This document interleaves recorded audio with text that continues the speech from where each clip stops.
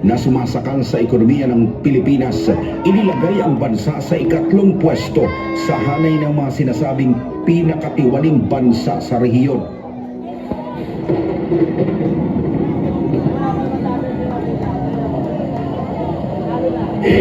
Kulong na yan, mga kurakot! Kulong na yan, mga kurakot! Kulong na yan, mga kurakot! Kulong na yan!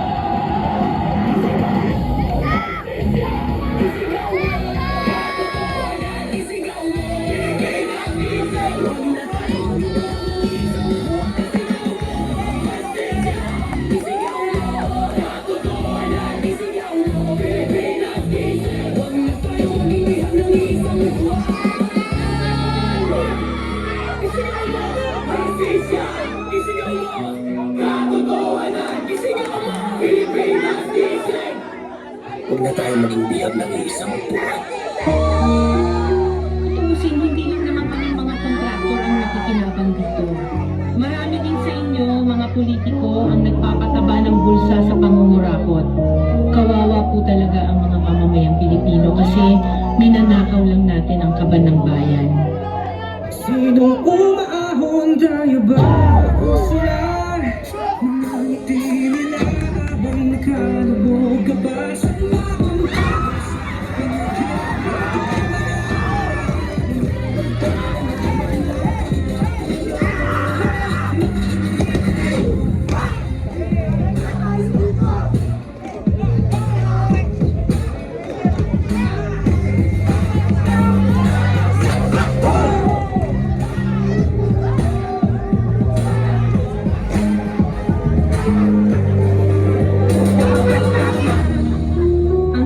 may hati-hati yan mula sa pinakamataas hanggang sa mga nasa gilid lang ng sistema.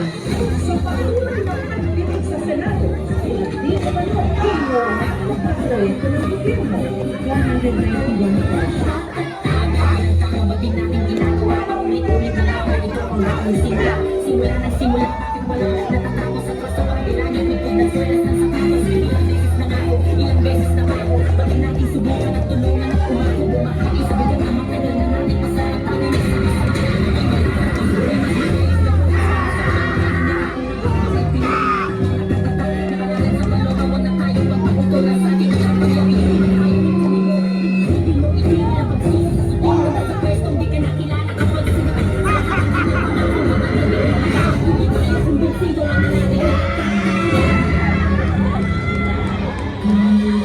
Huwag ninyong ipakita sa publiko na malinis kayo dahil sa bawat proyekto may kapalit na porsyento para sa inyong mga opisina. Tingnan ninyo rin ang mga pangalan na nakaupo ngayon at lalo na sa mismong mga nagpapalakad ng gobyerno.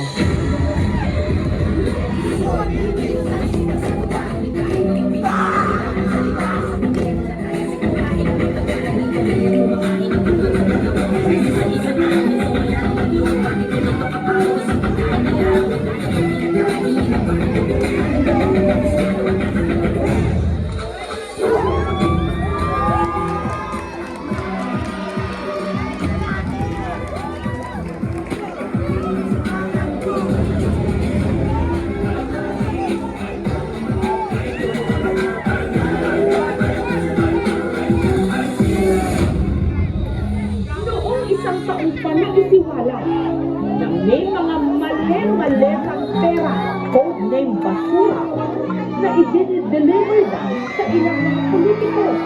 Wala naman dito, hindi trilyones, kundi bilyones ang kita mula sa pondo dapat ng bayan.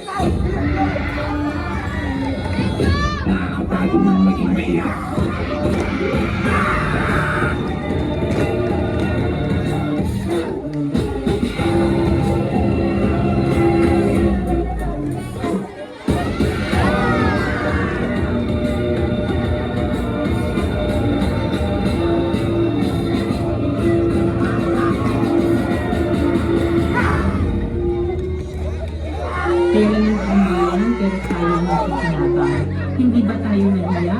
Ang mga mahihirap mas lalong naghihirap. Kaya tama na ang pangungurakot natin.